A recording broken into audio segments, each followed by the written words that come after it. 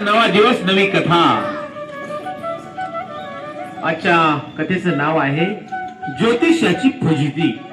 काय नाव आहे कथेचं? ज्योतिषी कोणाला माहित रे? ज्योतिषी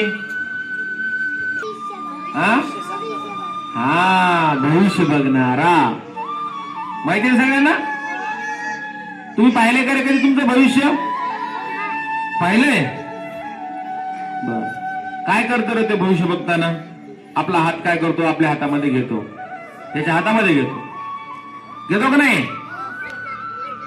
मग असं एका गावामध्ये एक भविष्य बघणारा होता. कोण होता? भविष्य बघणारा बाबा होता.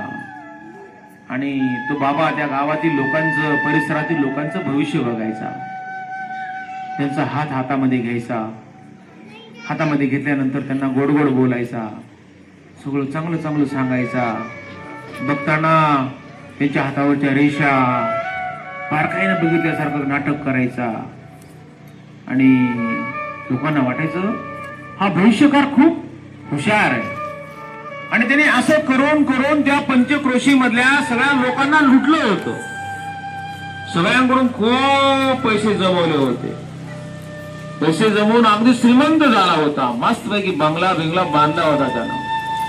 या गोर गरीब अज्ञानी लोकांना फसवून त्यांचं भविष्य बघून स्वतः मात्र श्रीमंत झाला होता. आणि मग हेच त्या गावातील एक तरुण, शिकलेला तरुण, जो बाहेर गावी नोकरीला असायचा, त्याच्या लक्षात आलं की आपल्या गावातील लोक, या पंचक्रोशी मधील लोक या भोंदू भविष्यवाल्यानं काय केले? सगळ्यांना लुटले, सगळ्यांना हा फसवतोय. आणि मग त्याने ठरवलं की याला अद्दल घडवायची. मग एके दिवशी असंच गावामध्ये सकाळी सकाळी माणसांची रेलचेल जमलेली. आणि त्या ठिकाणी हा भविष्य बघतोय. हा भविष्य बघता बघता याच्या भोवती बरीच गावातील गर्दी होती. तो तरुण पळत पळत पळत पळत आला आणि त्या भविष्यवाल्याला म्हणला, ओ महाराज महाराज, तुमच्या घरी चोरी झालीये. तुमच्या घरी काय झालीये? चोरी झालीये. त्या महाराजांनी सगळं खाली टाकलं आणि आपल्या घराकडे पळत सुटला. कोण? तो बाबा. आणि पळत सुटल्यानंतर मग गावातले लोक पण त्याच्या मागे पळाले.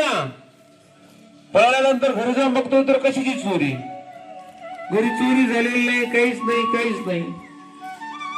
त्या ठिकाणी तो तरुण त्या महाराजाला, त्या गोवाला म्हणाला, अरे तू लोकांचं भविष्य बघतो ना, तुझ्या लोकांच्या आयुष्यामध्ये काय होणार आहे तू लोकांना सांगतो काय?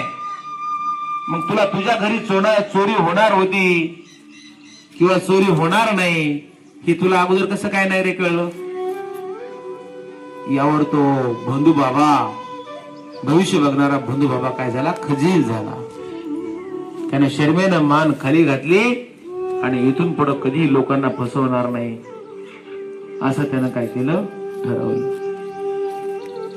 काय बोध हे सारे मित्र एकतेतून लुटून खाऊ नये. आणखी हा, कधी कोणाला फसवायचं नाही. मग अशा या भोंदू बाबावरती कधी विश्वास ठेवायचा? बिलकुल विश्वास ठेवायचा.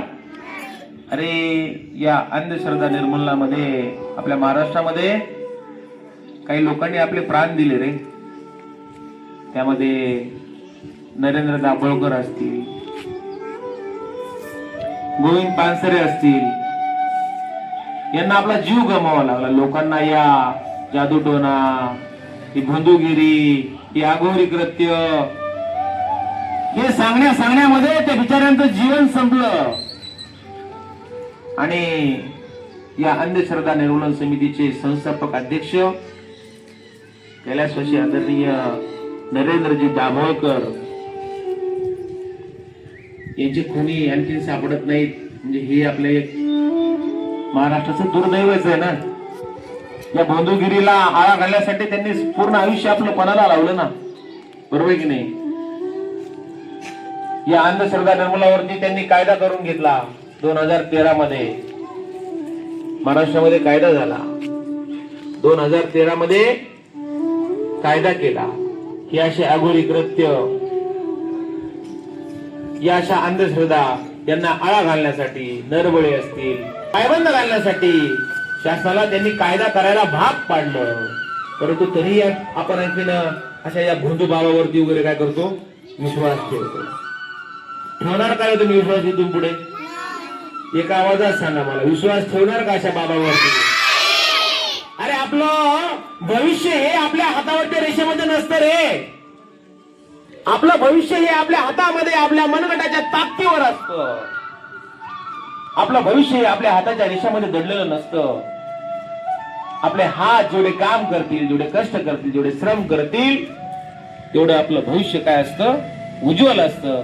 म्हणून अशा भविष्यावरती, अशा बाबावरती कधी विश्वास ठेवायचा नाही. ठीक आहे, खूप खूप धन्यवाद.